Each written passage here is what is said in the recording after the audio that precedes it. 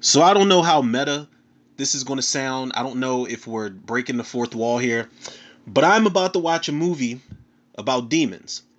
But it's kind of ironic because the movie I'm about to watch is basically about a group of people who are going to sit in a theater to watch a movie about demons. Now, I don't know how many Inception levels down we went with that description right there, but I feel like if you know the episode you clicked on, you know exactly what I mean when I try to explain this movie, when I try to get down to the nitty-gritty. Now, let me just put this out there, man.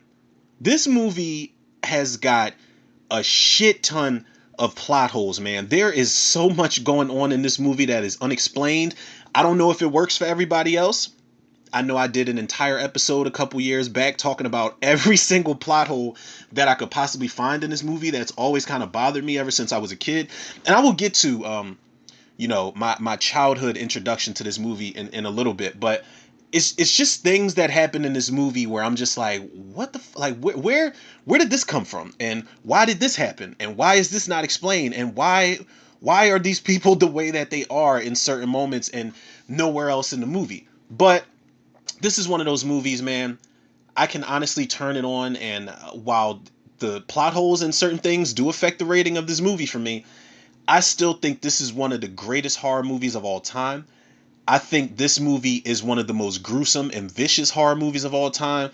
I think the only movie centered around demons that I've seen that's really fucking with this level of gore and this level of violence in general is Evil Dead 2013. Other than Evil Dead 2013, there's no other demon movie, not even Night of the Demons 1 or 2. Not even, we ain't even gonna talk about part 3. I wanted to get y'all some demons on the menu, man, but I tried Night of the Demons 3. I'm not gonna lie to y'all, it was a failed attempt. I got 40 minutes into that shit, and I'm like, this ain't it. I can't do it. I can't do it sober anyway. I cannot, unless it's an intox commentary. I can't give y'all Night of Demons 3, man. I'm sorry. Like, that movie, as funny as it is, it's just painful. So I said, we did Night of Demons 2 last October for spooky season. I said, I gotta get some demons to y'all somehow. And I've done Evil Dead Rise. I've done Evil Dead 2013. And I know it's a lot of other ones out there, but I said, let me take the time out to appreciate when worlds collided, man. And I feel like this is another one of those lightning in a bottle type of films where two different creators collaborated on something, man. You've always got like Tom Savini and George A. Romero collaborating on something. You got even George A. Romero and Dario Argento collaborating on something like Dawn of the Dead, but you got Quentin Tarantino and Robert Rodriguez collaborating on Grindhouse. Certain things, certain type of magic happens in the horror genre when people join forces, man. And I feel like, speaking of Dario Argento, he's one of the two minds behind this, man. And if you look at the poster, it says in big bold print, Dario Argento presents. Now, he didn't direct it, but he did help write the script and come up with the story. But Lamberto Bava, who also directed Demons 2, man, that shit got a lot of spins in my household as well. I used to rent that all the well. I had a friend that lived next door to me, and he worked at Blockbuster, or was it Hollywood Video at the time? Or was it I don't remember. I think it was Blockbuster, and I used to have him rent me Demons 2 24/7. I used to get on his last nerves, man. But that was kind of like my big brother, so I used to pull the little brother card all the time for that. But this one, people, I'm so excited that my voice just cracked up, and I feel like this was a movie that really made its mark on me as a kid, man.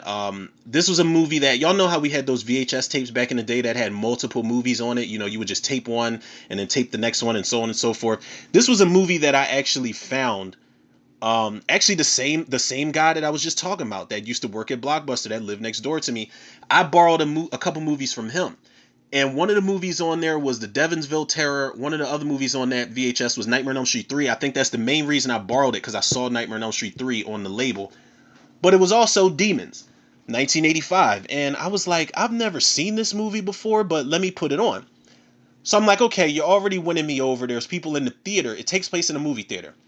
I'm already sold on that. So the fact that you got these people in this theater watching a movie about demons, and then somehow, some way, the demons just start to spread the plague inside of the theater, and it's just this whole chain reaction of everybody turning into I'm like, this is This is one of the best fucking movies I've ever seen. Like watching this shit as a kid, the gore, the just it's a splatter horror movie, man, and you couldn't ask for more as a kid. But as I said earlier, man, it's certain things in this movie that just didn't make sense to me, but I was willing to let that slide.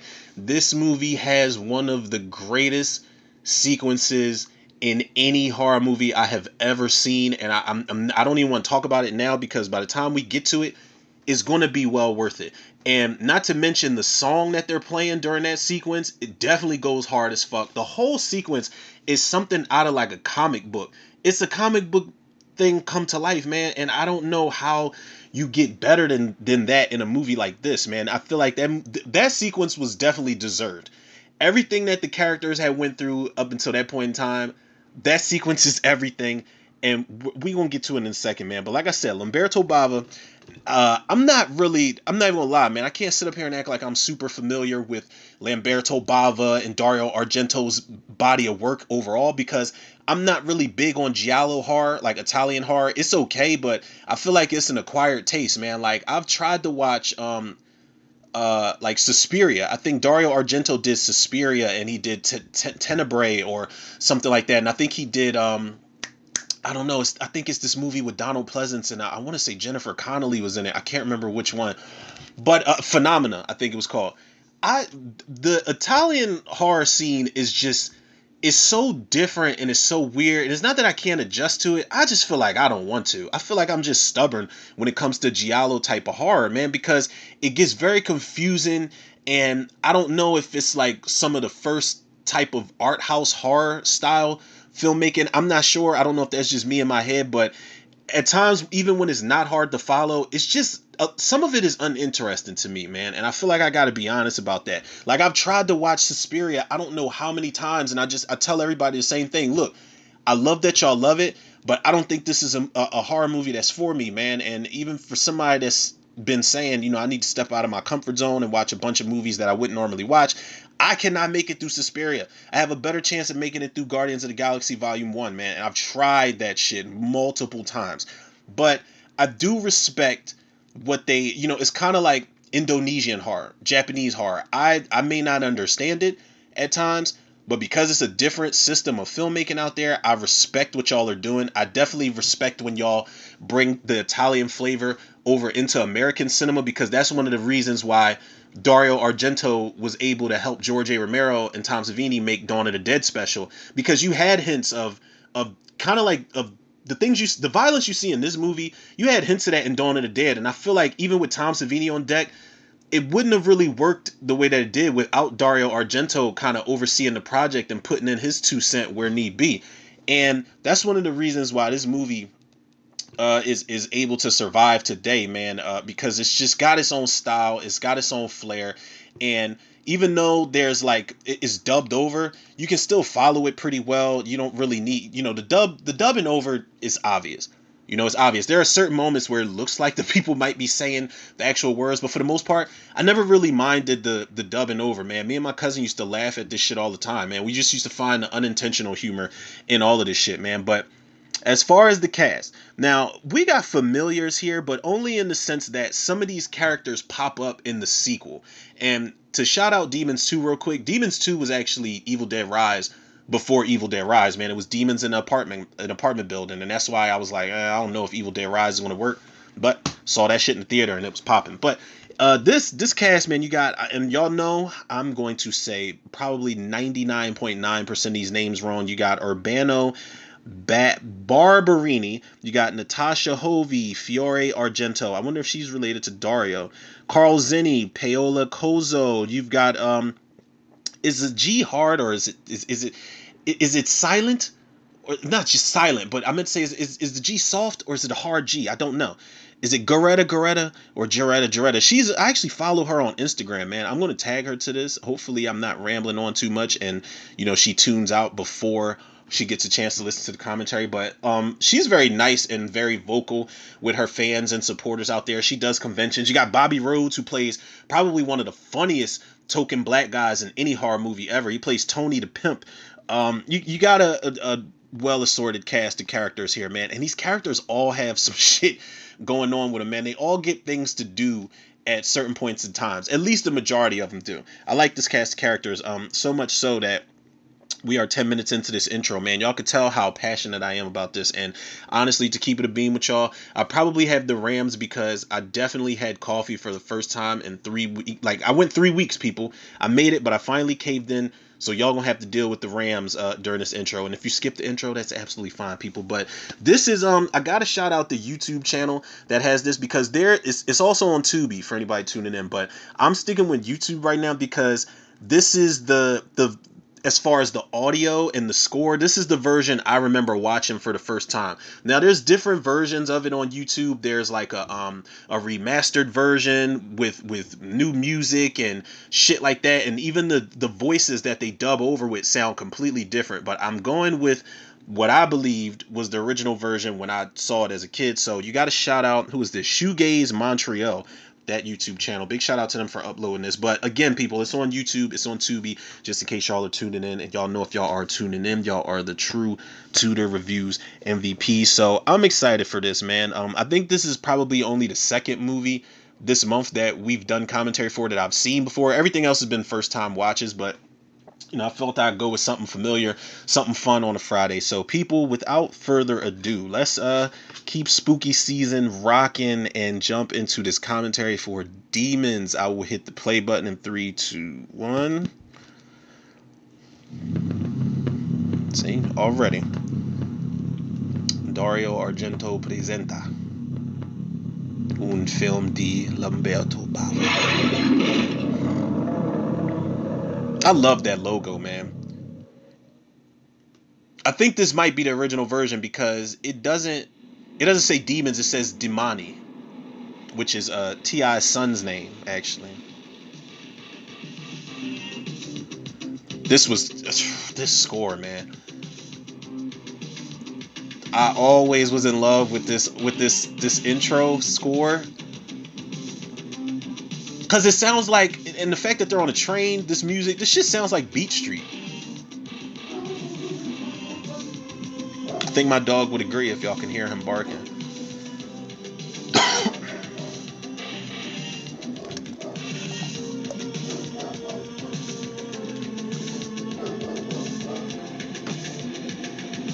Yes, I'm jamming, people. Y'all already know what I'm doing.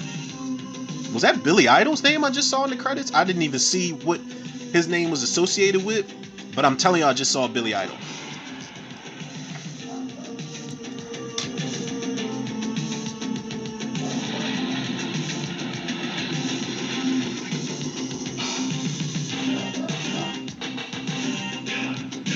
I'm telling y'all, man, this is up there with now I think the trioxin theme from the original Return of the Living Dead is, oh, there goes that Kano dude. Who that motherfucker makes, he's another plot hole. That's the OG, he looked like Kano from Mortal Kombat. And Cheryl's looking like, am I high right now? Like, how did I just see somebody outside the window? Sound like they're trying to do like Inspector Gadget in there a little bit. But this theme right here, fire. I put this up there with the trioxin theme from Return of the Living Dead. That's still number one. I think Passage to Normal, the song they play at the end credits of Night of the Living Dead 1990, oh my god, somebody should have rapped off of that beat. Low key, I even put the remix trioxin theme of from Return of the Living Dead 2 up there. Dawn of the Dead's got an amazing theme to it. Well, it doesn't really have a theme, but when they got Roger in the wheelbarrow, when they're trying to make it to the car, they play that. I think they play the same music that they play when they're trying to park the BP trucks.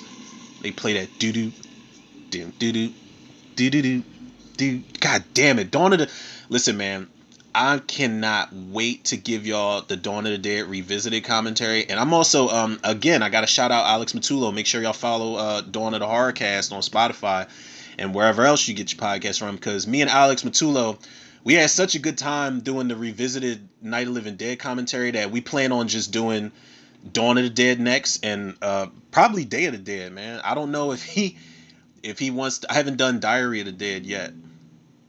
and I really don't want to.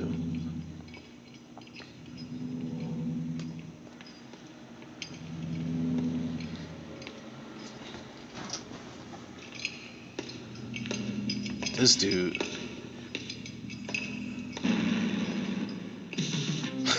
She's like, oh my god, he comes with his own theme music. She's like, let me get the fuck out of here. But I'm not gonna lie, man. I don't know. They don't explain who that guy is. They don't explain why his face is half chromed out. They don't explain where he came from, why he's handing out tickets to the Metropool Theater, but he looks badass. He's kind of like just a tough looking plot device, to be honest.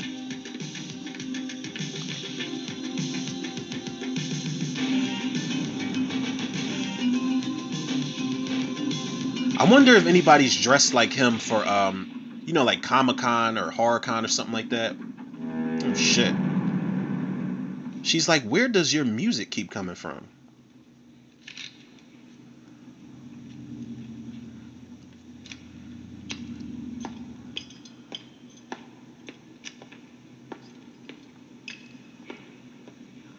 And he's just down, like, they don't explain it. He's just down there handing out tickets. He's like, here you go, here you go, here you go. Nobody's asking questions though. Nobody's like, hey, I've never heard of the Metropole Theater and I've lived here all my life.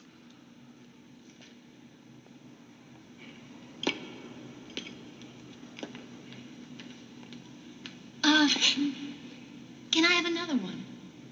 It's for a friend of mine. She's waiting for me. Thank He's like, you. take your goddamn plus one.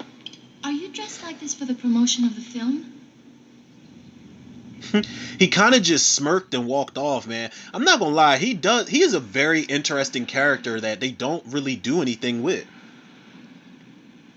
I don't know if there was ever a novelization of this movie. I don't know if they just threw it in there with like on purpose, just to throw everybody off. I don't know, but it's kind of like the Man in Black in Halloween 5. You have this character that's introduced that you don't know where he came from. You don't know what the goal is, but you know it's an uncomfortable feeling when he's around.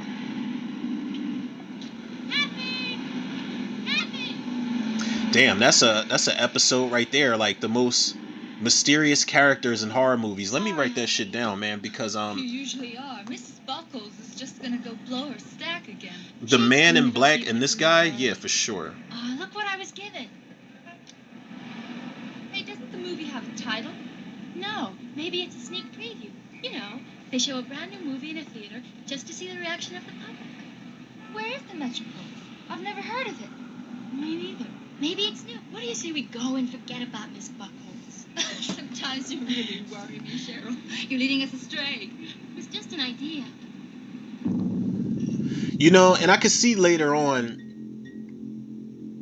why Cheryl's like, she's like, I never should have suggested we come here. It's like, yeah, it's your fucking fault. But listen, if y'all are from there and you've never heard of the Metropole Theater, all right, for example, people, there was a movie theater. If you're from Philly, like Pearl and all that shit, up Cecil B. Moore. They called it, they remodeled it and they called it something else. It's not like it just popped up and the city just pulled it out of his ass and nobody even saw it under construction. No, it took time to get it remodeled and things like that.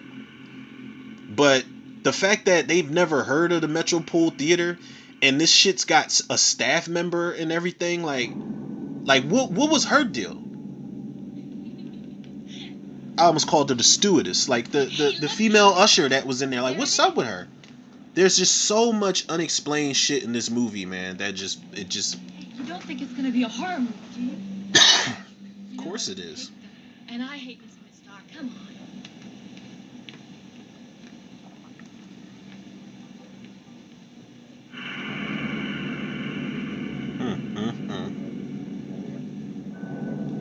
Are you sure you want to cut class? Mm-hmm. I'll hold your hand if it's scary.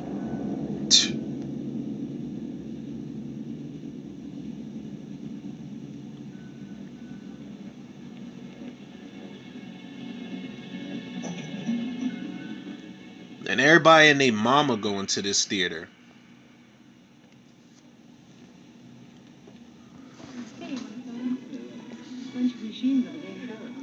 but nobody's asking no type of questions at all. Down a couple of years ago. Looks like they spent some money on it. How come I never noticed it? You never notice anything, darling. Oh, well, I guess that's our answer, huh? This is our anniversary. So what? I'm taking you to a show. What else do you want? God forbid you show her a good time. This motherfucker right here, with the girl Hannah, Hannah's boyfriend looks just like Matt Rife. The comedian Matt Rife, if they ever remake this movie, you have to have him play that character. Come on, give us back the money. Hey, Ken. God, I hate this machine. Forget the fight. What are you doing? Hitting the point return. Forget it. It's ripped us off. These things only happen to you. It's not my fault if the Looks machine... like you're having problems. Where the fuck was Ken coming from with that sweater tied around his shoulders? Tennis practice? Thanks. Sometimes all it takes is the right touch. Hey, I thought you said you just hate to miss the start of a movie. Well, damn, you welcome, ignorant ass. And Ken just didn't let up. He was on her top, but I love that we're getting introduced to like all of the main characters here. You got the two main girls, you got the two main guys, you got the married couple on their anniversary who are probably miserable. The blind guy and his daughter Liz. Yes, Werner. Don't touch it. Touch what? This. He's like, it was just here a second ago. No, I never... You got Tony and his two chicks. There are too many people happy. Hey! How do I look? Terrific. Do you like it, Bobby, huh? Sexy, huh? Oh, just a second. I'm having Hey, fun. cut it, baby. Ow. What's that? Hey, you catch yourself. Oh, shit. That'll teach you. Here we go. That was the beginning of the end right there. That Spanish, I don't know if she's Spanish or what. The other chick that's with Tony, she kind of looks like Elizabeth Pena. Rest in peace, shout out. Sit here and shut up. Oh, Jesus. What you gonna enjoy yourself? Black humor. I bet they're gonna come and sit here. Cheryl is desperate. At least she liked him. Kathy was just giving Ken a hard time for no reason. Look how uncomfortable those seats look, man. Damn, we've come a long way in cinema, man. Now we got seats that recline and vibrate and got beer holders and shit.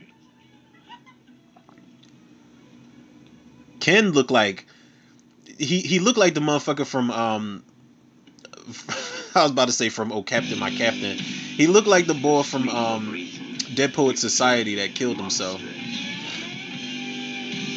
In the movie, I'm talking about the character that killed himself, people. I would not have said that about a real life person.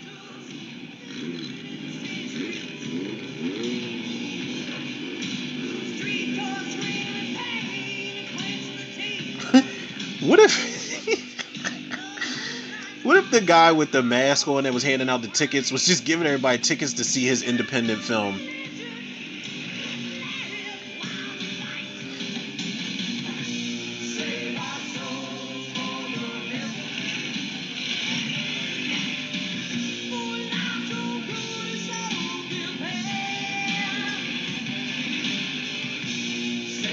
Not a bad song, actually.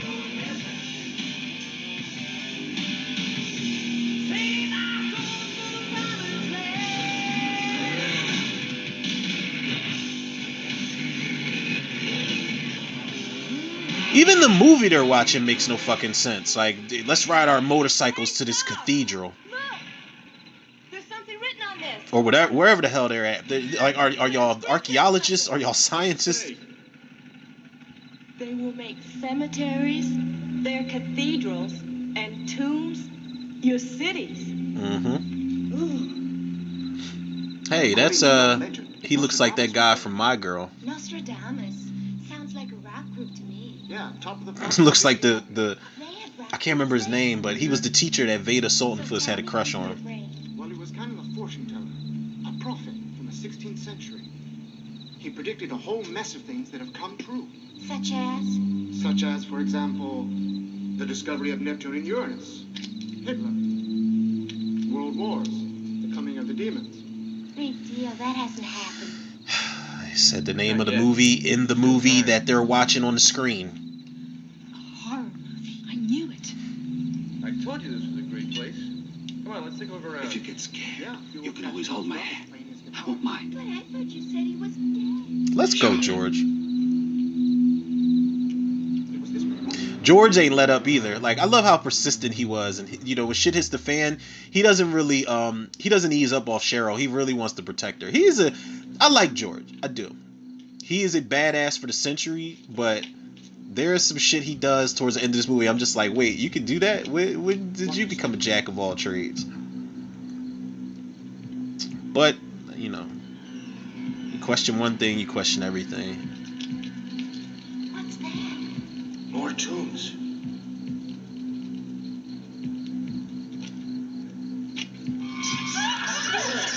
So let me ask y'all. What's happening, Liz? Yeah? So why didn't he die of a heart attack? They're going down into a crypt, Werner. It's dark. Hey, here's the way down. If they were to ever remake this, You next. and I'm pretty sure there's a whole bunch of people that tuned out of the episode as soon as I said remake this, because I know there's a huge following for this movie. It's pretty much a cult classic, I think. But if they remade this, who do you think should be involved? I think when I was thinking of directors and I made a Facebook post, I think I said Fede Alvarez, but he's already done a blood splattered demon movie with Evil Dead 2013. Smoking is not allowed in here. Excuse us. Really there, for God's sake. Just close your eyes. I feel like if not him, Damien Leone. Definitely after seeing Terrifier 3, man. I'm telling y'all, man, Terrifier 3. Hookers. Fucking everywhere. What do you care? Where now? He's like, I don't care. I just want one. These cowboys. I'm scared. Yes. Yes. Are you scared? Yes, I am. Which way did your feet goes? Would you shut up? See those cracks in the floor? I think it's very interesting that she took her blind father to the movies. I don't know if that is a thing or not. Cut it out, huh? I came for the ride on your new bike, Jerry, not for this. But this guy, did she know him? Besides, I told my parents I'd be home early tonight. He sat down like a serial killer or something. What do you say, Jerry? Shall we tell him the truth? What are you talking about? No making out in the theater. We're the first people to set foot in this crypt in centuries. That hole we came through only fell in this morning. How do you know? Me and Bob were out here looking for lizards when we heard the crash. For lizards. We checked it out and decided. Okay, now I don't even care that she's making out next to her blind father Look, nothing's gonna with some random guy. I don't know if the guy is random or if she invited him. But the fact that the movie they're watching, it's like, yeah, we came down here looking for lizards. What? Big shot, fancy one. Let's get out of here, please. Just a second.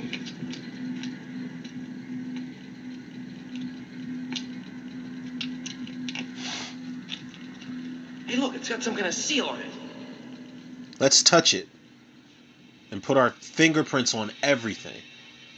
No big deal. Bob, give me some light down here.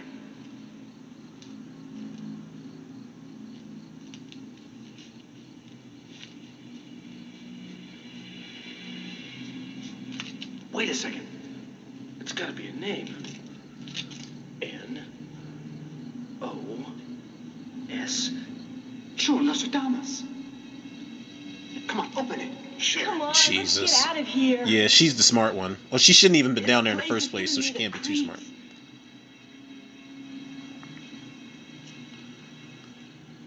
Hey, use this iron bar. Jesus, man. Who makes dumber decisions? The people in this movie or the people that are actually in the theater watching it? It fell by It's okay. George grabbed her hand. My name's George. Mine's Cheryl. Stand back while we work on this thing. Cheryl, if die of a heart attack. It's your fault. Oh, shut up. I love how Ken's like, all right, now, yeah, I'm going in now. Hi. Great movie, huh? He's like, you like my sweater? Hey, no bones. Just an old book. And something wrapped in cloth. Let me see it. Just touching every damn thing, man. Well, what's it say? I could never go down in something like that. I'm telling you, like my sinuses would not allow it. Wait a second. I'm gonna die from that before a demon even gets a chance to pop up. It's written by Nostradamus. Something about demons. Just Look, dirt bring it and with dust you, but all you over the go place. now? Cobwebs and shit. Nah, it's not for me. Just a second. It says here that demons are instruments of evil. Trick or treat. Don't Dirty. do that. Why would he put that on his face? See? Whoever wears it becomes a demon. How do you know? It says here, whoever wears it becomes a demon. You don't An say. instrument of evil. Jesus Christ, man. Now we know where you put it. Thanks, Lamberto.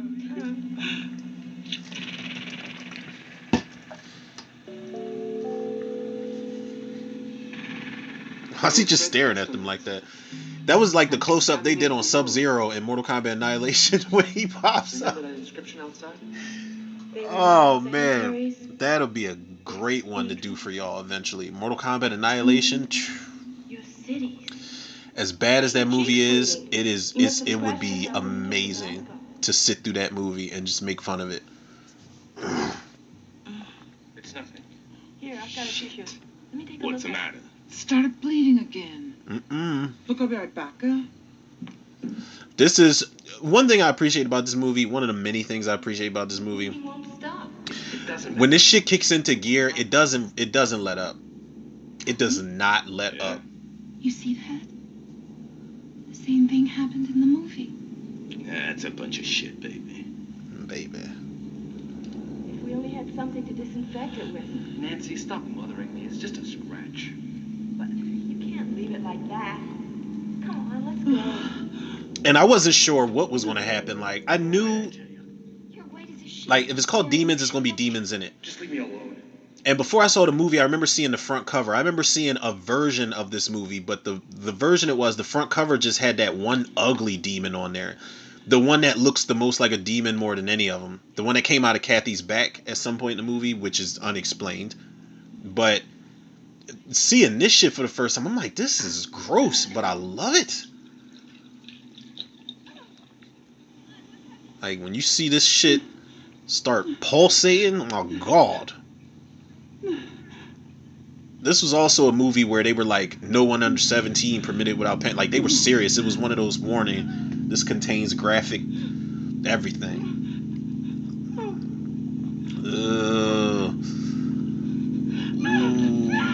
Oh god. It's on now. It is on, people. She's like, oh no.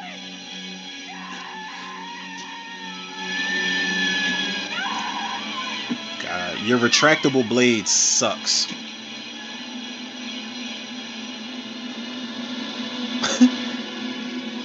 That actor had that facial expression because he really hit his chin when he fell. Yes, you can look now. Don't tease me, Tom. Is it really over? Yes, silly. I'm telling you, that is Matt Rife before Matt Rife. What the hell happened to Rosemary? Maybe I should go check. I always felt like that should have been a separate movie on its own. A movie called What the Hell Happened to Rosemary. That sounds like it could be like a murder mystery or something. Alright. She's like, I'm gonna scream until you kill me. Like, she's not even attempting to run, she's just screaming.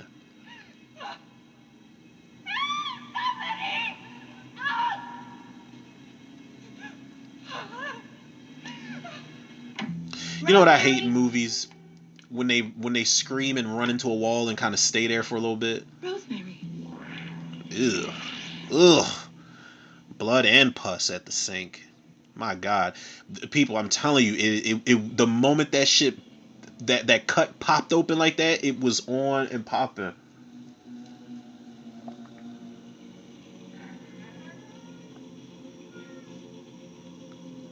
And there was no way to know that she was a demon, like, cause so it's hard to say the reaction you would have had. Now, if you see her hand like that, ugh.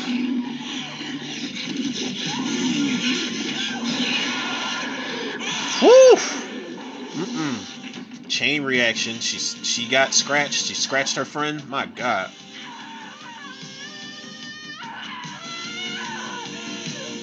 She's screaming because he's holding the knife all weird like that.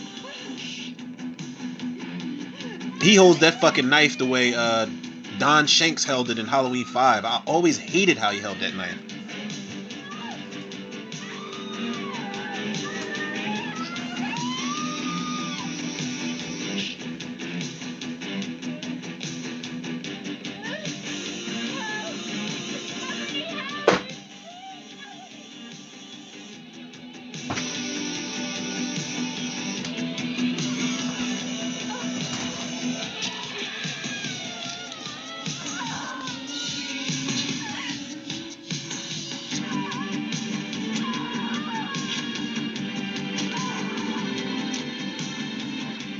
It took the lamest murder in slasher history for the girls to just jump into the guy's arms.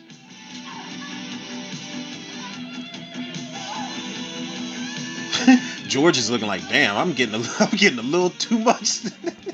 This ain't what I bargained for in this movie.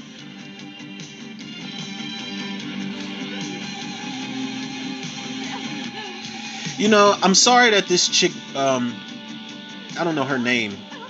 Rosemary was the other one. I can't remember her name. The one that got scratched on the neck. I hate that she's in distress right now, and I feel bad for her, but her hair looks amazing.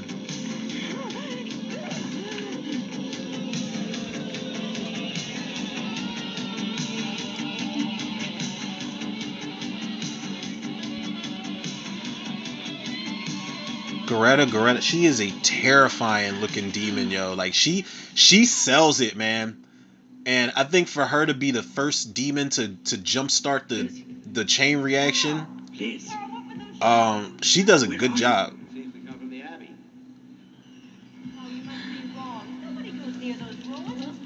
Well, I saw some kids on bikes.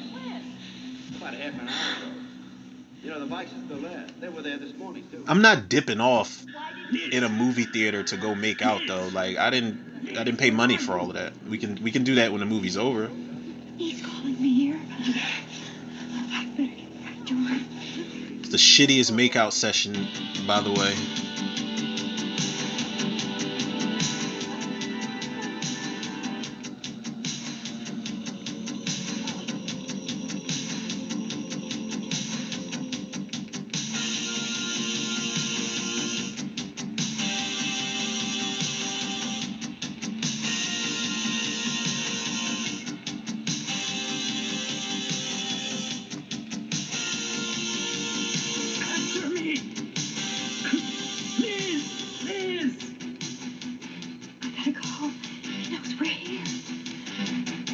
He's like, no, this is the best kissing ever. Yeah, he was hell-bent on finishing that makeout session, too. He just kept pulling her ass back. And she just loves it.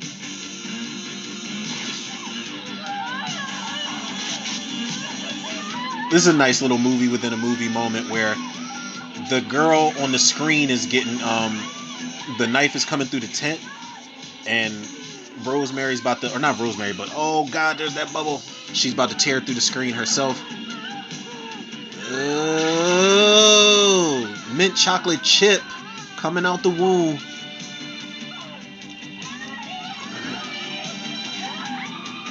Oh, God. Oh, and it's just oozing out of the wound.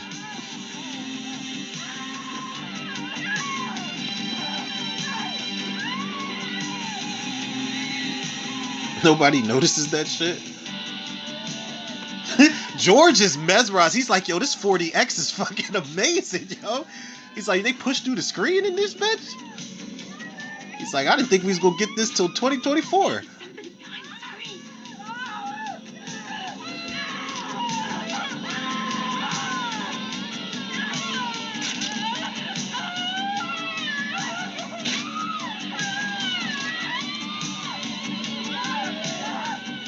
The screen sounds real. Come on, it's the Dolby system. It's the Dolby system. That'd have been me. I'd have been like, look, we paid $45 for these tickets, man. I want the experience. That was dope. She split through the screen just in time. Now me, soon as that chick would have fell through the actual movie screen onto the stage, I probably still would have been eating my popcorn like, yo, they are putting on a hell of a show at the Metropole. We got to go here again. We have to go. Will you get out of my way? What's the matter with you? Holy shit, she's a friend of mine. Hey, baby, what happened? Shit, baby, what happened? Damn, like a double strangulation is vicious. Damn. She's strangling the shit out of them. You should be so lucky if it was just a madman. Cheryl, I'm sorry. It's my fault. I should have never suggested we come Yep, here. it is. It's all your fault. It's happening. I'm glad that she can take accountability. And then I love this too. This little meta moment where she's transforming the moment that the guy is transforming on the movie.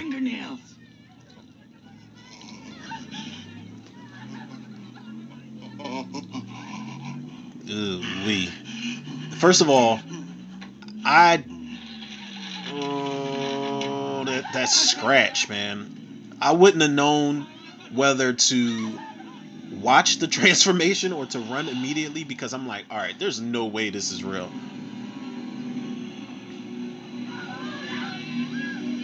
But again, I might have still been eating my popcorn sitting down at this very moment when she's transforming. I'd have been like, listen, man, the promotion for this movie is amazing. Ew. That always creeped me out when that tongue comes out like that. Oh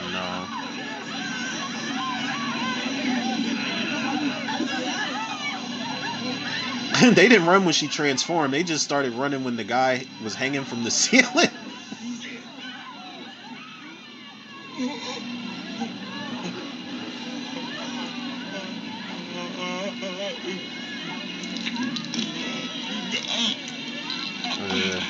Jesus. Look at Tony's face. He's got the right idea though.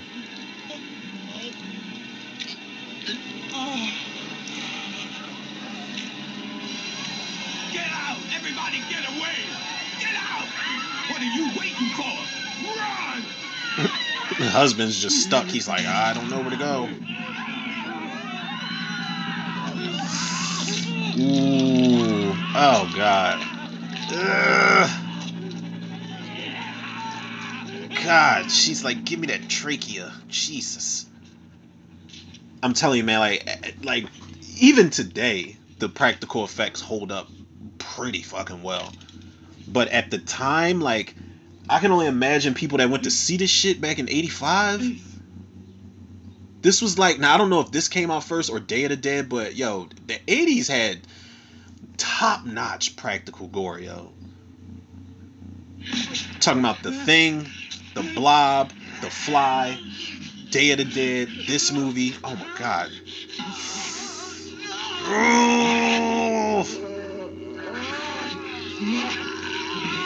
Now, how petty of her to... He's already blind, and you fucking clawed his eyes out.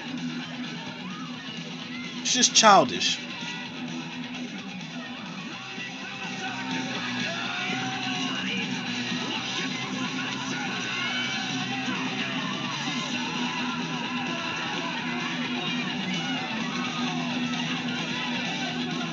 Y'all ain't running fast enough for me.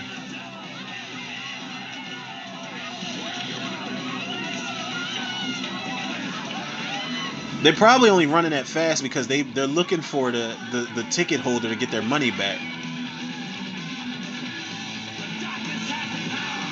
Again, now here we go. I feel like here's a drinking game, people. When you watch Demons 1985, take a shot every time there's a plot hole that makes absolutely no sense. A plot hole that goes nowhere. Because who cemented up the entrances and the exits? We're trapped in here.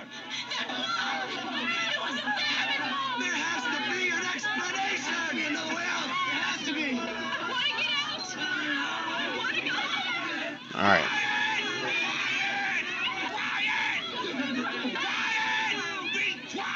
Listen to me. Let's find the It's every high school principal when he can't get control over his school.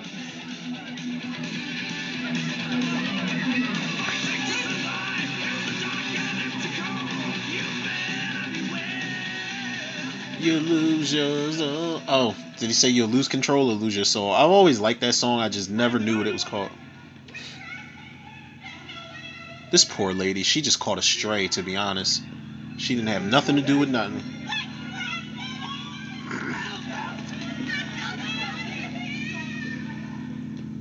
Whoa. I'd have been like, oh, wrong door. God damn. Woo! Oh my god. Oh my god.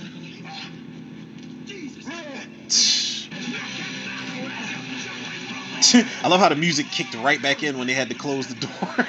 I love that shit.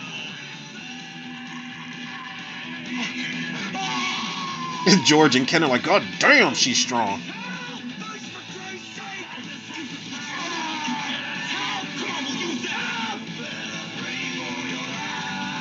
It's like, bro, do you even lift? I mean, I guess demons are super strong. I don't know. Hey.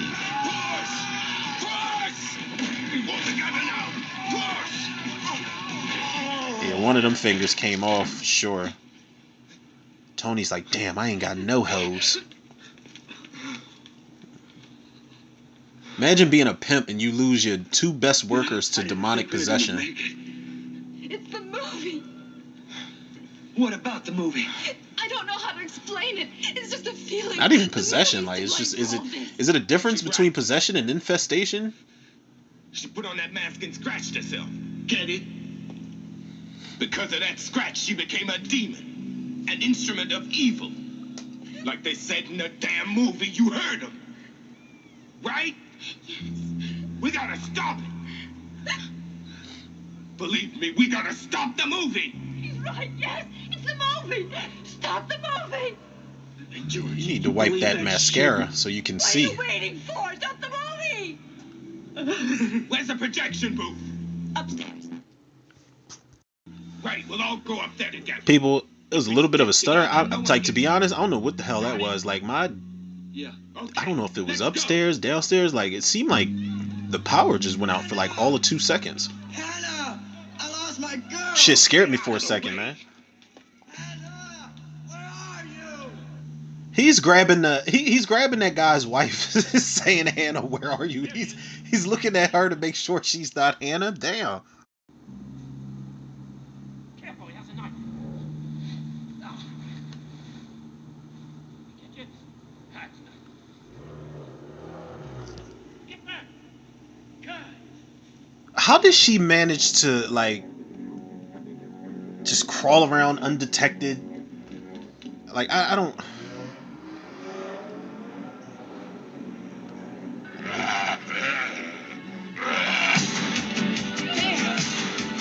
Hey, open up! Open the door and let us in. I'll still open the door. Maybe something happened in the room and The window of the projection room. I can get in through there. Yes, I'll come with you, Chef. Oh, there's no need. Could have did that from the rip. Get another door. Give me a hand. Should have been another door after the other door. Killer Clown style. My God, people, look at this high tech shit in here.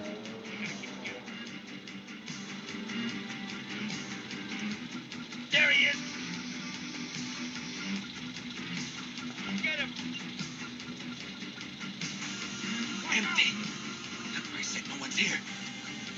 You are very observant, George. They work on their own. You are observant too. No one's ever been here. Again, take a shot, people. Unexplained. Plot hole number 1,000.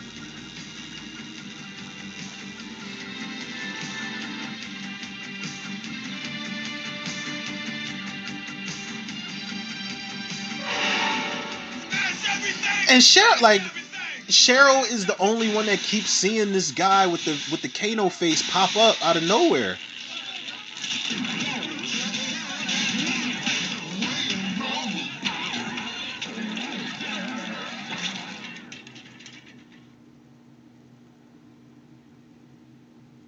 Okay. Thought my shit froze for a second. Now I don't know whose song this is, but I've always liked it. I like the soundtrack in general to this movie. The score and the soundtrack.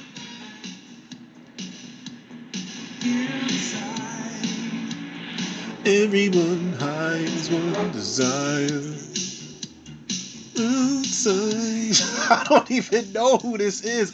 I want to say this sounds like some David Bowie type of stuff. I don't know.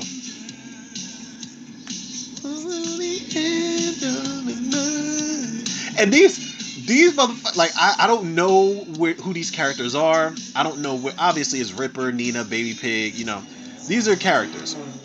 As far as why we just stop the movie to focus on them, and they end up at the Metropole at some point, but just the fact that they decided to focus on these, 1, 2, 3, 4 cokeheads literally doing cocaine out of a Coca-Cola can through a straw. I just didn't understand it, but I'm like, I guess I'll go with it. I guess. But they all look like they auditioned for Return of the Living Dead, like to be the punks in that movie, and Dan O'Bannon and the casting director were just like, nah, you guys do cocaine out of a can in real life, so we got something else lined up for you, but not this movie. Like, we just, I don't know, man. It's not the movie. It's the theater. It's this theater that kills. It has killed my niece. My little girl. The whole place is cursed. I'm not saying I don't believe you, Phantom of the Opera, but It's still here, goddamn them. I love that line. And I know it's dubbed over, but I love it coming from Tony, where he's tired of it. He's like, yo, they're still here, goddamn them. Like, I love that line, man. I've always loved that. There's a body here. Give me a hand to throw her into the stall. But how did the dad, the blind guy, how did he know that the theater was cursed? This is what I'm saying. Like, I just. How do you know she's really dead and ain't been transformed into a demon? She's scratched, ain't she? And you too. No. Come on, give me a hand before it's too late. That poor guy. I always felt bad for the blind guy. No. Please, give me a hand. One of you take her legs and help me throw her over the edge. What are you waiting for, you son of a bitch? Damn. I won't give you a hand, right? She's dead. Leave her alone. You ain't worth shit. Come on. I tell your mama you ain't shit. Ready? Oh, here we go. Not anymore.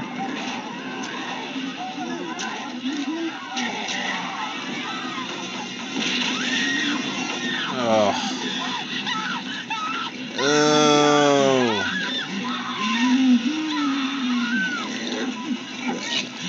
Oh, God.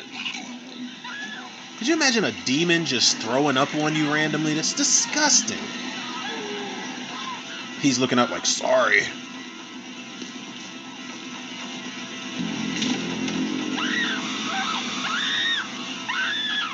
Was my man still alive when he was hanging, or was that just recycled footage from the first time around?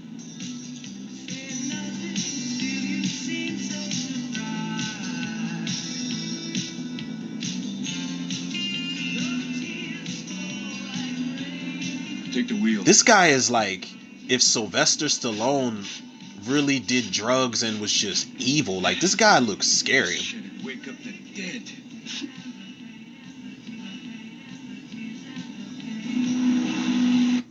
And they're just driving. They're just sightseeing in a stolen car. Block off the way in.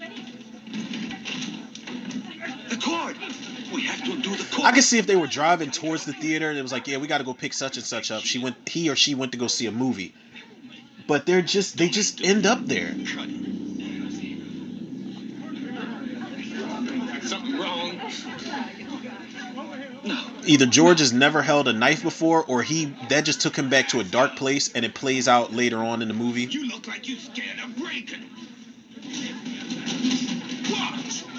Like this. Like what?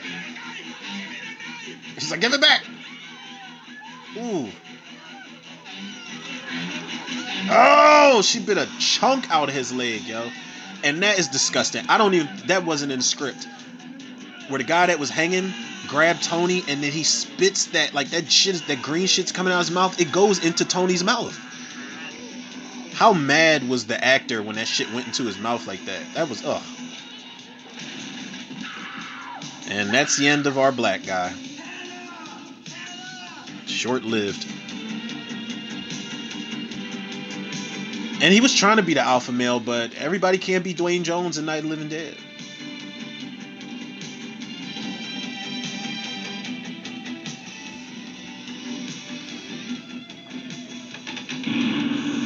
He's like, shut the fuck up. Tommy. Yeah, it's okay now. It's me. Hey, you're hurt. You're bleeding. Oh, no. Don't worry. It's not my blood.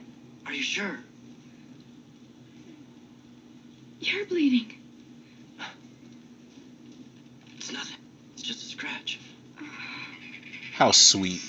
They almost kind of make you think that Hannah and Tommy are going to make it out of there and be the couple. No, they're not.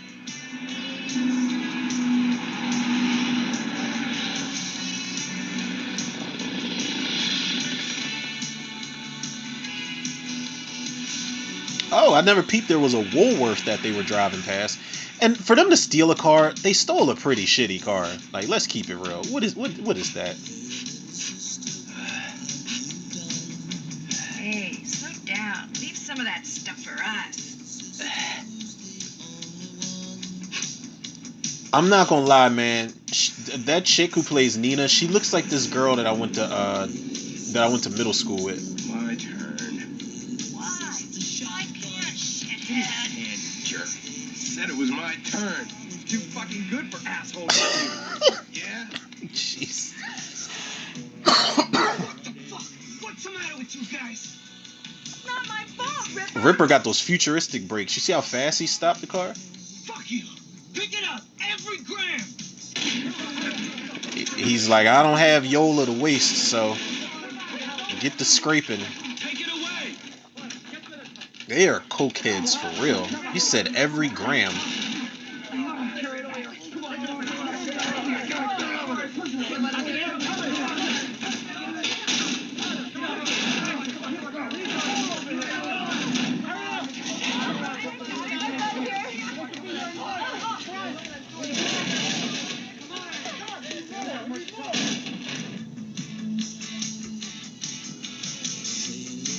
This is just ridiculous. Like, I wonder if the producers or the studio was like, listen, we can't have all this cocaine in this film like this. It's all over the characters. Was that a microchip or something she had in her ear? It's even in my panties. All of it. I said all of it. Got trouble getting your dope back now, Ripper. Shut up. Unless you want me to break your head. Oh, that's Rambo talking, baby. Ooh, yeah, tough Ripper. Don't make me laugh, baby pig. This takes concentration. Jesus, man. This, like, I need to know why we were so focused on these characters, man. Again, you think this will stop him? I got it, but don't tell the others. How many? You think there are of them? I don't know, but I tell you one thing. This is the last complimentary ticket I'll ever accept from anybody ever again. Me too. Makes three of us. Okay, did y'all think y'all were going to be the three amigos for life after that? Make sure they don't get us from there. It's like, come on, we're extras. We don't have anything else to do. Start climbing. Shout! The rest of us start pounding on the walls. Maybe the cavalry will hear us and come to the rescue. Let's hope. Yeah, but like, when the cavalry gets there, then what? This is me. I was 1 year old. Already selling your twat, huh? Jesus, that's messed up. Ooh, looky here. Snow in the valley. This part always bothered me because one, she's covered in cocaine. Maybe there's some more further down. Two, baby pig is like scraping it off her titty with a razor, and she's loving it. Now I remember when I was a kid watching this scene, I thought they were going to fuck at some point because she's just getting turned on by it, and he just cuts her with a cocaine riddled razor. It's a weird scene, man.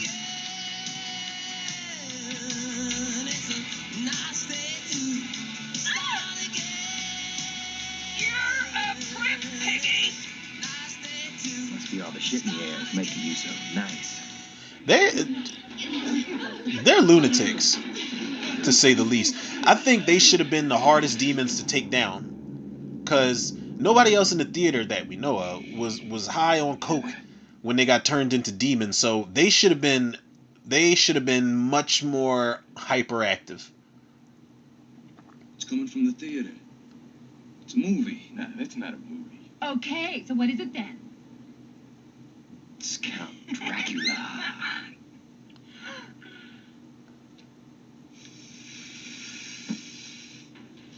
Jesus, man. Nobody's heart exploded in that car. Because they are high as shit. They've been getting high since they introduced their characters. I heard something! Listen! Listen! Stop screaming. What is it? Are they coming?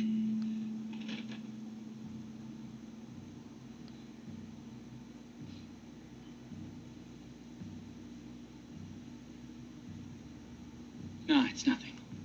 Just the seats. Now she all gripping on to Ken and shit for, you know, for comfort, for protection. I'd have been like, oh, you like me now? Come on, keep pounding. I hate moments like that, man.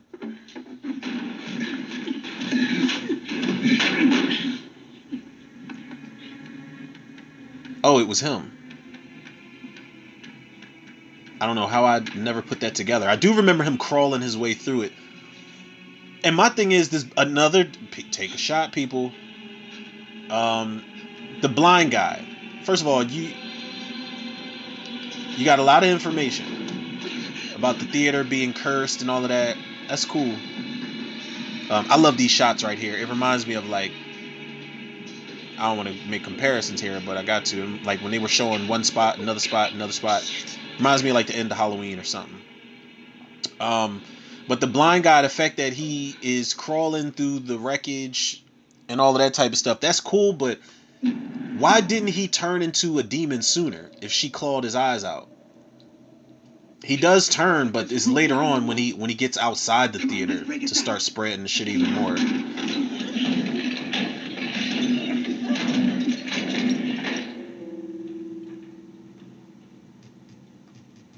get into the gallery. No one knows we're here. Better off on our own. I want to join the others. No, come on. Let's try to find a way out.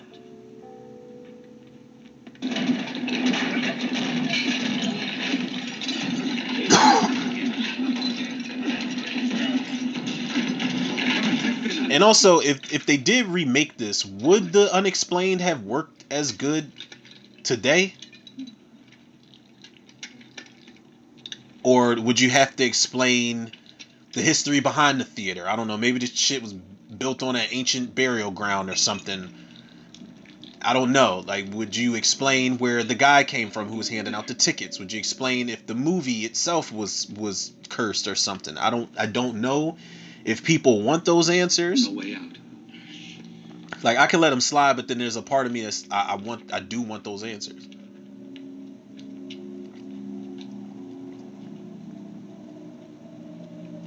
Because I feel like if you again, I'm going back to Halloween. They didn't just keep introducing things. You know, Michael Myers was great while he was mysterious. The movie is great because it's mysterious. You don't know why Michael Myers was killing everybody. They don't really start explaining that shit until like part 6. So simplicity, but a movie like this where you just keep throwing these random things at me, I'm gonna start to ask questions. But I'm here, I'm rocking, people. If you couldn't tell, I'm having a good time.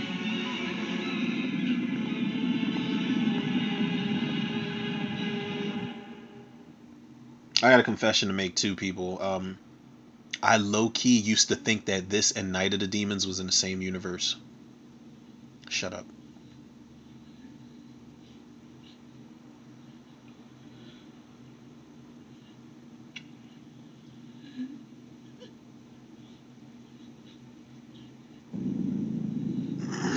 Honestly, demons on the verge of eating us alive and just killing us, I don't even think I would start smoking cigarettes again.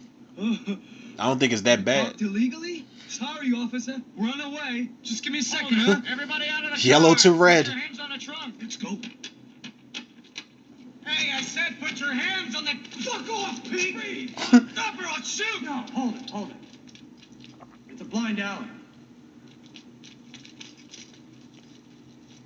Shit, dead end. Come on. Cops are sure taking their time. We're trapped, damn it! No! Not quite. It's an automatic door. What the fuck? This way, come on!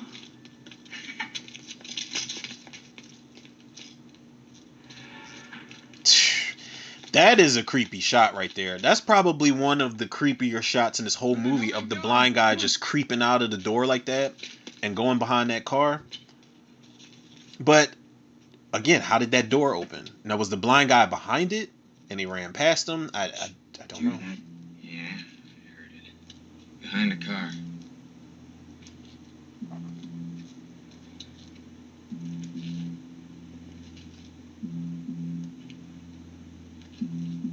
Hey, buddy. Buddy, you alright? Not quite. What are you ready for? Shoot him! He gave him the Danny DeVito penguin hands. With luck, it'll lead outside. Okay, now... What did I tell you? I get it. I'll go first. Let's go through these vents.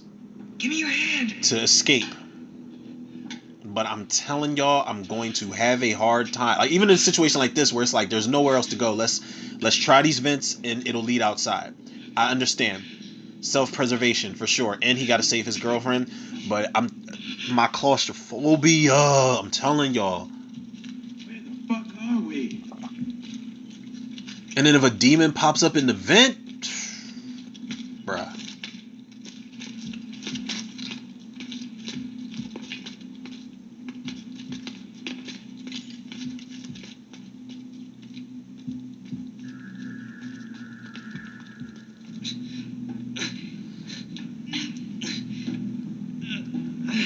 Their upper body strength is trash. This was a great idea. Were you being sarcastic or what?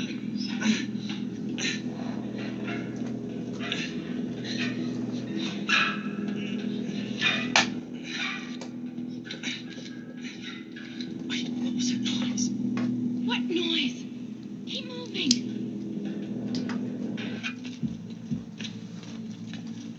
We're in the movie theater. They didn't know that already? That's weird. Where was the noise coming from? Was that somebody... When it was their POV looking inside the theater, was that somebody crouched down?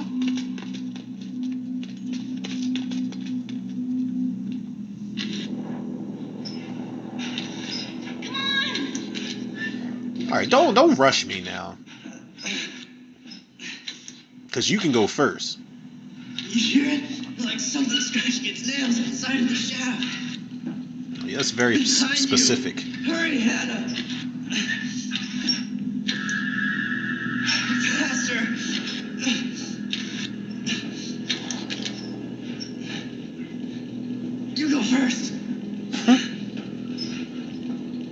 That way, if you see something, you can warn me.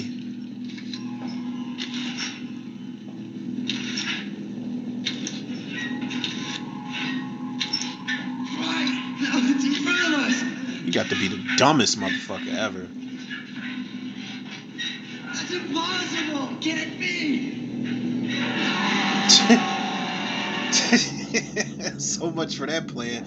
What a dumbass, man. He's like, yeah, it sounds like it's behind us. Here, you go first. Oh my god, now it's in front of us. Like, what? I wouldn't even said nothing to her, because as soon as the scratching was in front of us, and she's in front of me, yeah, I'm gonna just slowly back up. There's a door here. Come on. Hey, come on. Move the machine. There's a door right behind it.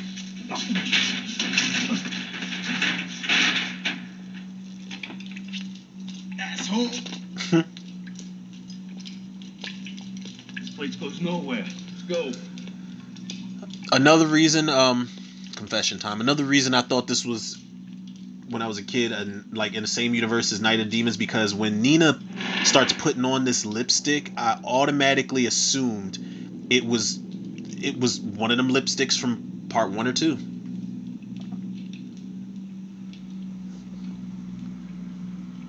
Now that shit coming down the mirror, is that supposed to be water? Because it's going down pretty slow. Is that like demon drool? I never knew. And the fact that she's just randomly putting on lipstick in the scene to begin with is just, well, she's on drugs, so. Where's Nina? It's probably in a can. He's like, wait, is she? This part scared the fuck out of me as a kid when this demon pops up, yo. It's spitting out that mint chocolate chip again. Oh my god.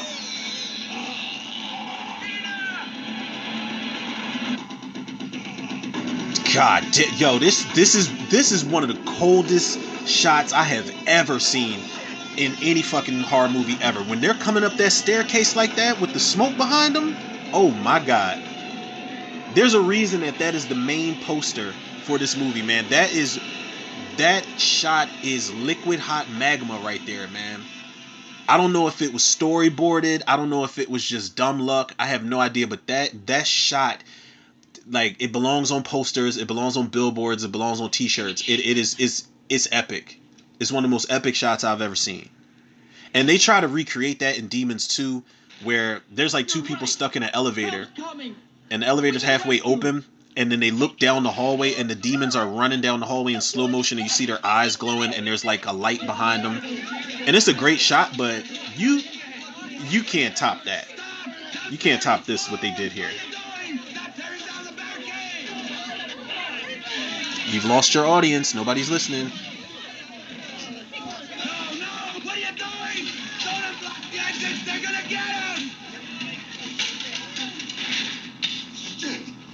Shit. You only had 6 shots in there. What'd you expect? What are they after? I don't know, baby pig. You ask him. It's us they want, asshole. See you in hell. See you in hell, and then they all just went in their separate directions. It's like, nah, bruh. I ain't going out like that. I'm not gonna lie. Jesus. It's gonna hurt to fight demons. Like, cause if they bite, they scratch, it's gonna hurt, trust me, but I'm telling you, man, it's not gonna be no fast food. And Tony's like, get the fuck over here. Choke slam.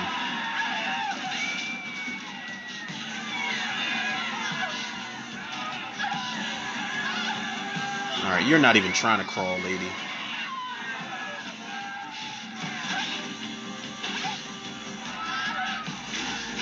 Yeah, she's not even trying to crawl. She's just getting her, her 15 seconds of fame.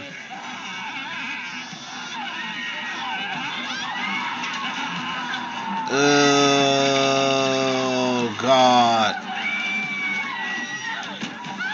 And I'm not biting a demon's fingers off. Because could you imagine, like, you bite a demon's fingers off and one of them talons scratch the inside of your mouth? It's all bad. Oh, you thought you was getting away too?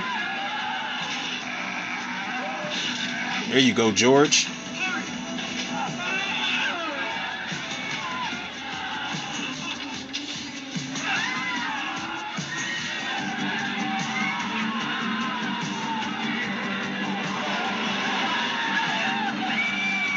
Oh yeah, she thought she was getting away too. Nope. That's what you get.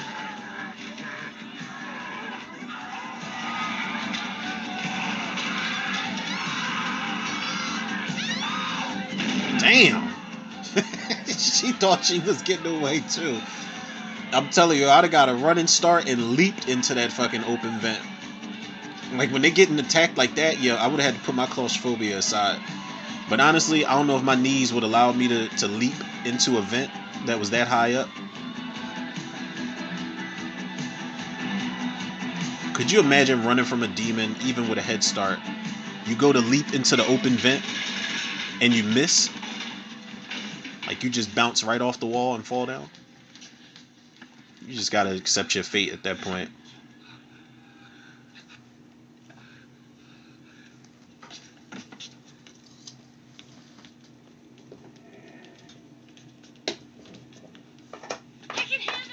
Easy, George! Help me. She fainted. What a drama queen.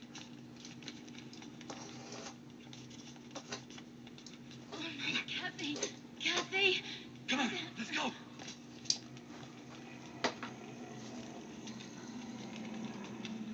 That's a nice shot too, that little creep up the stairs like that. And you can hear them growling. Oh, joy, people. They dropped the teaser trailer for The Strangers Chapter 2. Come here. There's an air conditioning fan. Now, the question is, do I do a trailer reaction for it or not? I think I will, just for shits and giggles. We could crawl inside. But I did a At least they won't see us in there. I did a trailer, not a trailer reaction. I did a review for a spoiler review for The Strangers Chapter 1, and Kathy, hey. that movie's awful. It was one of the worst horror movies of the year, to be honest. Did it come out this year? I think it did. Yeah, it was one of the worst of this year, hands down. Disrespectful. But I feel like it's nowhere to go but up. So I'm definitely going to watch part 2. I want to see the if the audacity of Rennie Harlan to shoot all 3 of these back to back was worth it.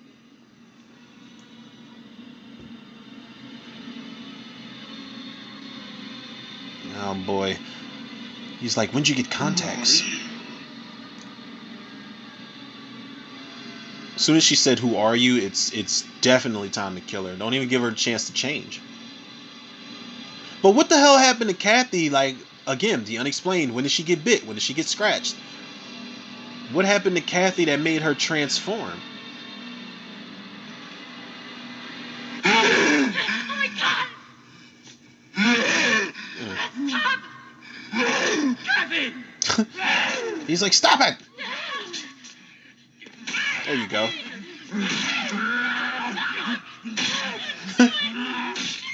Busted her shit up. He said, you ain't that damn cute.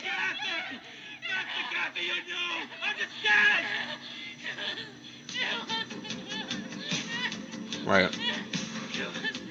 Now this, like, what? A demon came out of her back?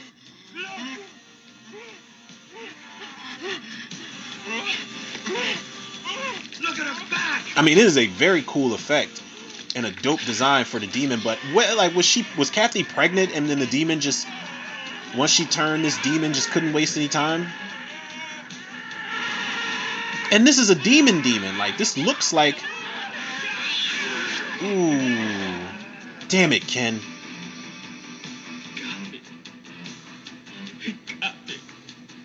It's nothing. I'll turn into one of them. Now, It's nothing, Ken. Stay away from me. Stay away from me. It's nothing, Ken. Leave me alone. Try and do yourself. telling me it's nothing. We can't leave him alone like that. Come on. I did feel very bad for Ken when he got scratched, because he was rocking out, man. And he was just, I mean, he did the right thing. He had to put Kathy down, but he didn't count on another demon coming out of her back and scratching him. And that demon was like patient zero. I just don't understand where it came from. It's a nice AC/DC poster back there. I never noticed that. Fight it. You can do it. It's like you have a strong immune system. Come on. You're still here. Go away. I don't want you to see me like this. He's changing quick too. Look at the veins on his face. All right. You another drama queen. It don't hurt that bad.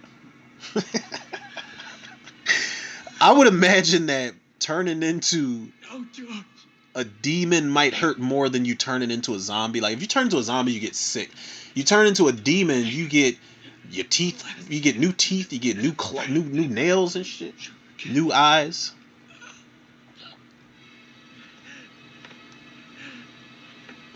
Kill me with this. He's like, I want my kill to be legendary. I can't do that. Do it, George. That is a very nice katana. It's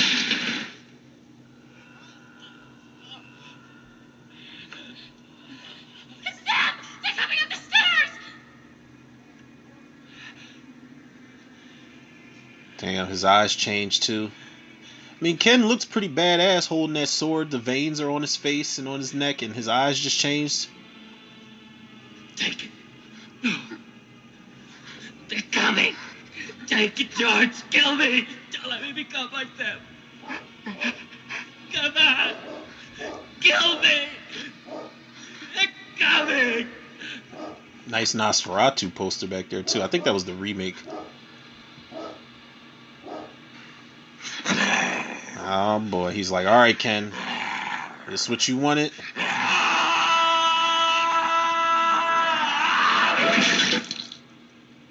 Glad they didn't show it though. Here we go, people. Here we go. Listen, this sequence. George is like, listen, I've been keeping a secret from y'all. Not only am I an expert on a dirt bike, but I am an expert swordsman. This is when I said George has become a jack of all trades from this moment on, people. This is who he was born to be. Ooh, those fingers and the spokes like that. That is bad business. Ugh. Then the music kicks in. Oh my god. God damn, this shit is so badass.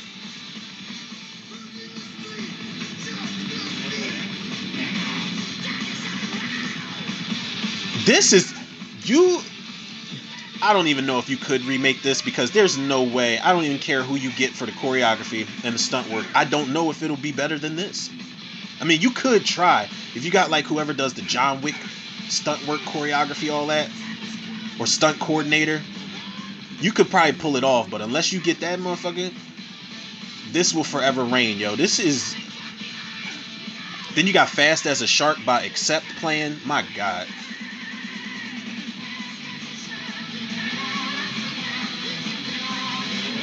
I love that shot of him going up the steps, and then you got Cheryl on your back, dog. You're guaranteed some pussy after this. Guaranteed. Y'all just got to make it out alive. Now you're going back down a staircase. He's all over the place with this thing, man.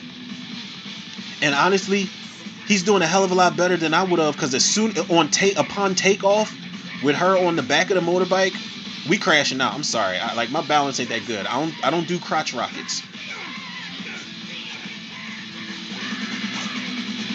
Okay, that right there.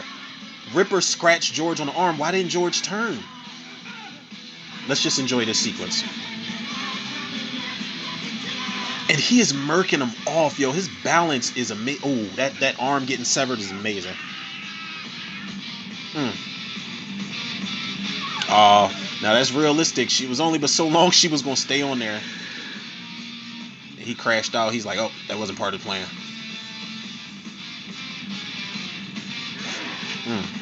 Oh, poor Tony.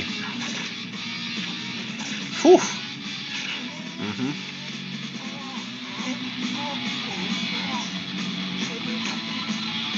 Let's go, George. Look at his stance, like a samurai.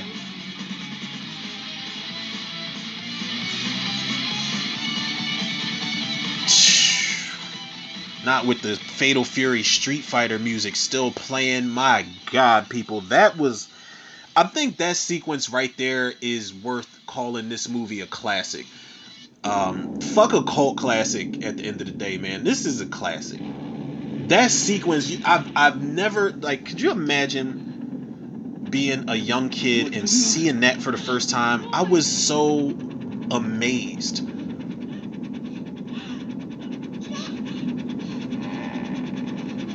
But it's followed by some more shit that doesn't make any sense. Like, how does this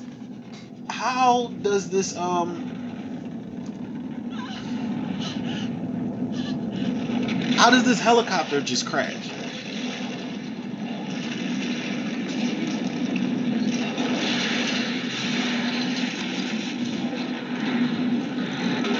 Landed perfectly too. Right on his bottom. I can't get over how amazing that sequence was, man. They had the right music. The needle drop was the perfect timing.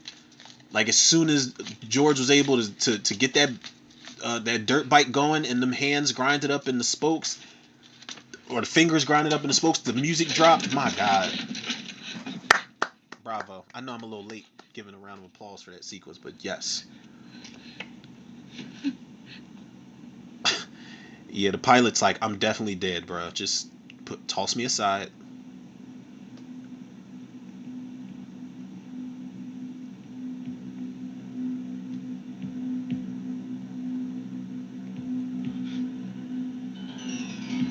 Yeah, he's all fucked up.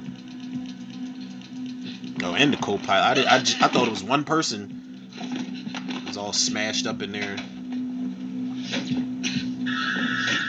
But what crashed the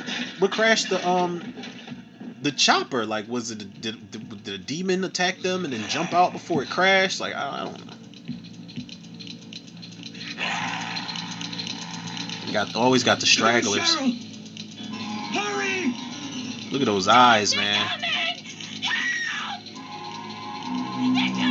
George is like, wait, I don't know how to work this thing.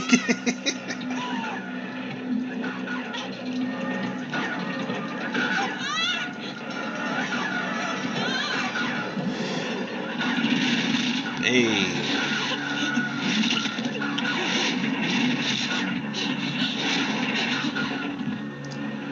That was pretty cool, though, for him to just dispose of the last couple demons by, making the propellers turn. But honestly, I wouldn't. There's probably people out there like, well, I know what buttons to push. You just push this and this starts the blades up. Nah, I'm going to be mashing buttons. The video game status. I'm just going to be mashing buttons, trying to learn the controls at the last minute. And George knows how to use this grapple hook thing, whatever the hell this thing is. This is where my man becomes like this. It was a missed opportunity to not have George come back in part 2 and keep fighting through the demon apocalypse. Because if he became this badass in the third act of the movie, they should just brought him back. See that winch at your feet? Give me the end of the wire. But they had the audacity to have one of the main characters named George in the sequel, but it's not him. At least I don't think it is. Look at this hero shot right here. He's like, all right, Cheryl. Now if I miss, we're fucked. Perfect landing. Quick, give me the starter. Listen, man. Oh. Come on, give me the hand. Pull yourself up, come on. Can't anymore. Push, don't let go. She was ready to give up.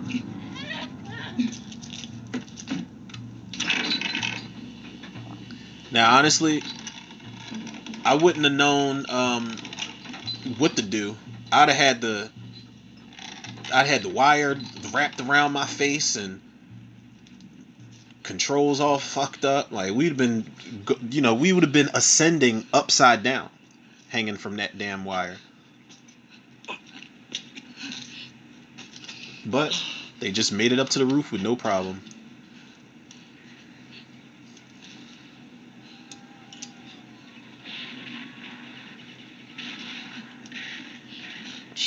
hear all types of that's background sound. That's just Philly on a Tuesday.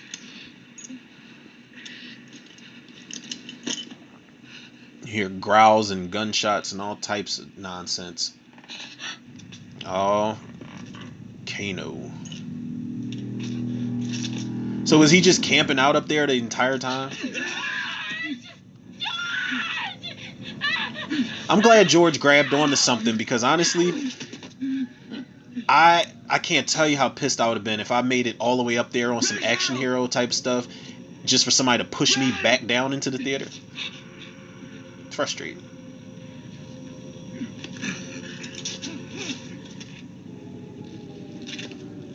I did think he was going to kill George in this moment. I thought he was going to crush his skull.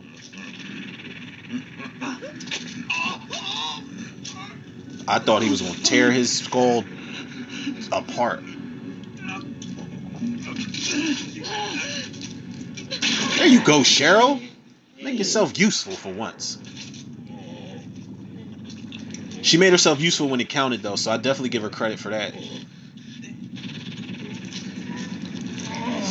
Ooh, you a G. Pulled it right out his back.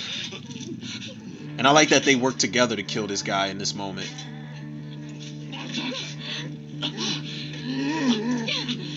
Slow, painful death.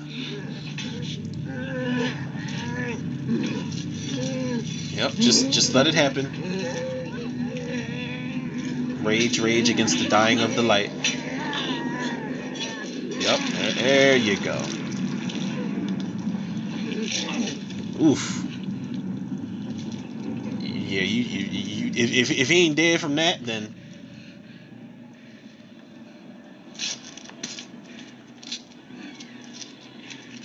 I'd have been like, all right, Cheryl, how do we get down from here?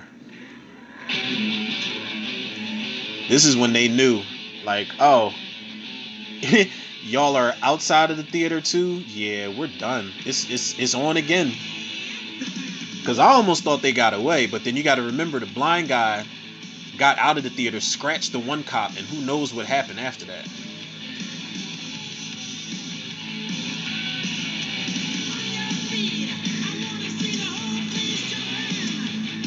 Now, the only thing George didn't do in this movie was he should have hot-wired that car right there in the blind alley. Wait, so you mean to tell me Ripper and them could have climbed that ladder the whole time in that same alleyway? Alright, yo. Okay. Now, did the cops have the keys? He didn't even check to see if the keys were in the cop car. Any more guns? A shotgun? You didn't. Come on, George. You're supposed to be the action hero.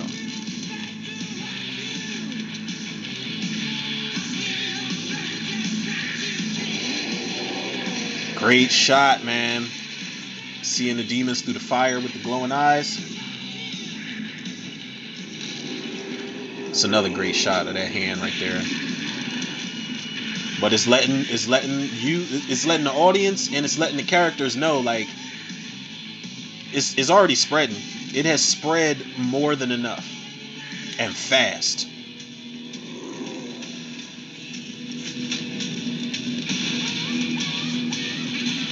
Where do you go though, man? But what's crazy is the fact that, like, all of this was spreading and all of this destruction was happening all while they were inside of that theater. They're right behind us. Hurry! All right, Cheryl, beat your feet, baby. Come on.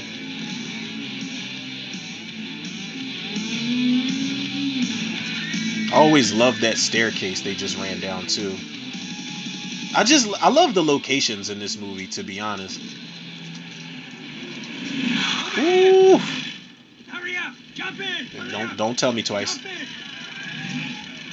on!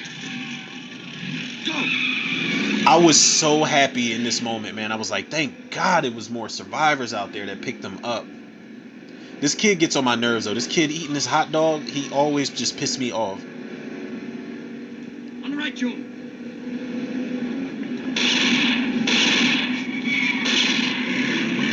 wasting ammo at this point. Ugh. Good shot. Welcome aboard. There are more weapons on the floor. Kurt? First of all, like, you picked a Jeep with no roof? Where are we going? Out in the country. Just a second. Hey, Dad. Dad, you want to know where we're going? Sound like he forgot his lines. He's not even eating the hot dog. He's just gnawing that bread like a little bird. Hey, Don. Maybe not everything's lost. Maybe there's still some place where we can start a new life. Well, you're very optimistic. I like it. You could have picked a more safe. Jesus, man, like it's kind of like what Simon Baker said in Land of the Dead, where he's like, I don't know about you, but if I get stranded out here, I don't want to be with a car that doesn't have a roof, or whatever he says. Here we go. Got the credits rolling, people, but the real ones that seen this movie already, y'all know what's about to happen, and this is another moment where you got to take a drink because this shit makes no sense at all. Like, you think they gonna get away, and everything's all cool. We jamming to the music. We done made it, people. We done survived. And Cheryl starts peeking, like peeling at her neck. Oh my god. Like, how? Even George is like, wait, what?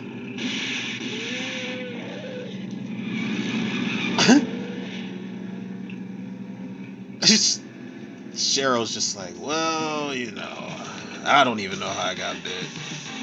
And George is like, well, fuck it, still a badass. I don't understand how she turned or when she got scratched. Maybe she got scratched when she flew off the dirt bike. But people, y'all already know, we have we survived the Metropole demons, man. I'll just cut to the chase, people. I think I can safely give this movie a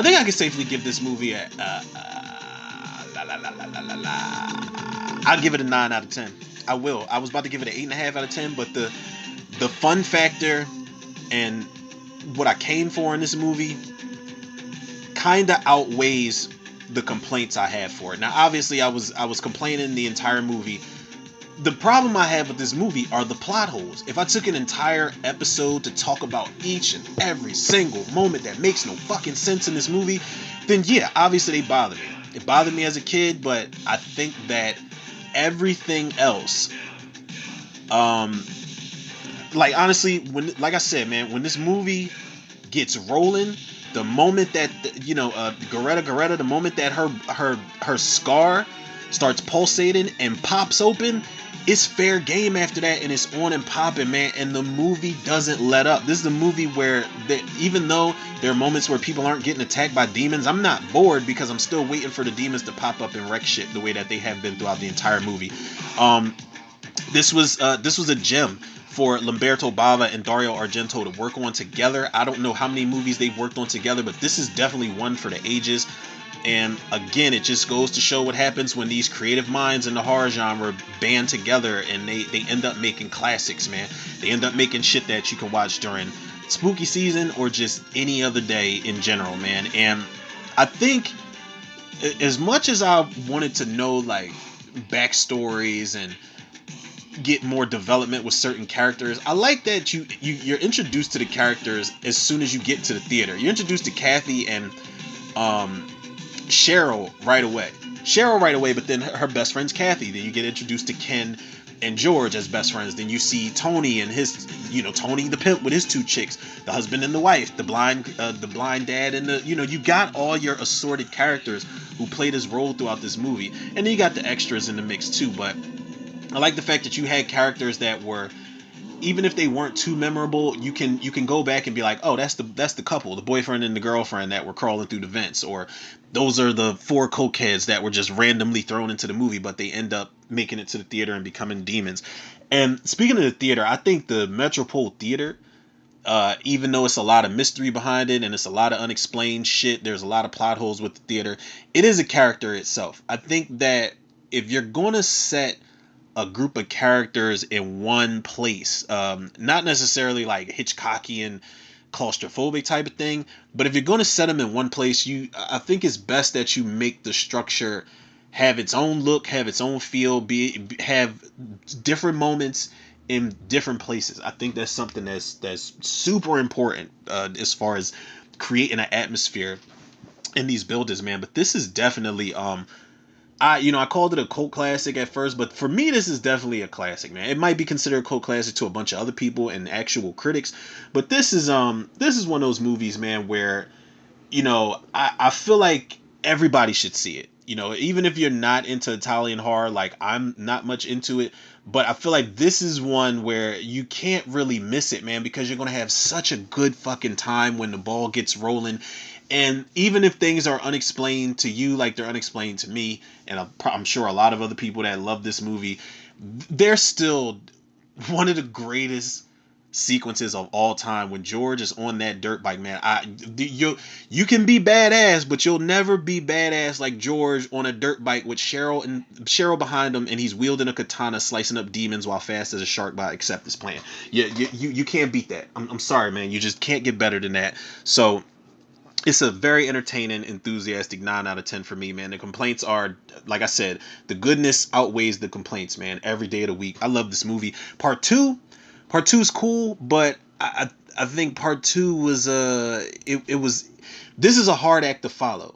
And I like that they put it in a different setting, and they kind of do the whole Return of the Living Dead thing where the actor that plays Tony the pimp, he pops back up as a gym instructor. The actor that plays Ripper, the cokehead, he pops back up as a security guard in the in the apartment building. So you do have returning characters in it, but it just I don't know, man. It's just not as hardcore, and it's just not as badass and as memorable as this one. But I didn't rent it 1,000 times as a kid for no reason, so it is a lot of fun to be had with the sequel. I feel like if you watch them back to back, it's going to be hard not to compare, contrast, and look at the similarities and things like that. But yeah, if you haven't seen this, I definitely recommend it. If you haven't seen the sequel, I recommend that. The sequel is pretty much it's kind of like the template for Evil Dead Rise, man. It's demons inside of an apartment building, but only in Demons 2, it's not as run down as the one in Evil Dead Rise. And Demons 2 has way more people that get transformed. Like, it's way more people. Even a dog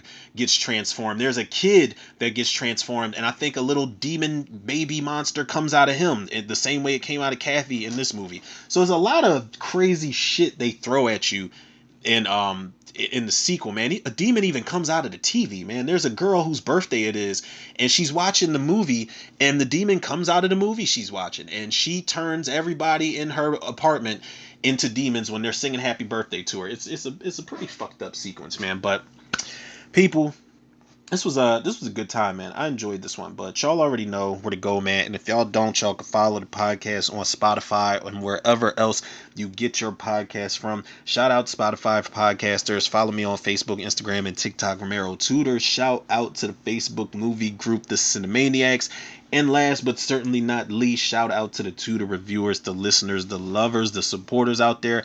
I feel like it might be a cheat day this weekend because I think we missed Monday, and we didn't get a chance to do, was it Wednesday we missed? I don't remember, people. I just know we missed a day, and missing one day just completely throws everything off and just derails everything. So I feel like we're going to get a cheat day. I am dropping this today, sometime this afternoon, and also I think we got to drop a trailer this weekend too, man. I recorded the trailer for Werewolves, the Frank Grillo Purge type of werewolf movie, and that shit looks fire. So I got to figure out when I need to get that trailer out to y'all. Still got to do the Strangers Chapter 2 trailer reaction, teaser trailer reaction today, probably right after this. I'm not looking forward to that, but again, as bad as that first one was, we have nowhere to go but up. So I'm just hoping Rennie Harlan gets his shit together with that series, man. But people, y'all already know the love and support y'all show me, I show it back to y'all tenfold and then some. So with that being said, people, yours truly, Romero Tudor. Another episode of Tudor Reviews in the can. I'll check y'all on the next one.